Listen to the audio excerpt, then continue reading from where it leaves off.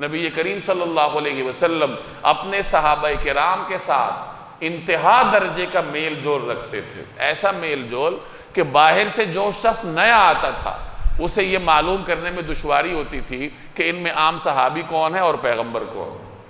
ہمارے ہاں تو اگر کسی کو تھوڑی دیر کے لیے کوئی مرتبہ مل جائے تو اپنے لیے پروٹوکول مانگتا ہے کہ میرے دروازے میں ہر آدمی نہ آئے، مجھے ہر آدمی فون نہ کرے، مجھ سے ہر آدمی رابطہ نہ کرے۔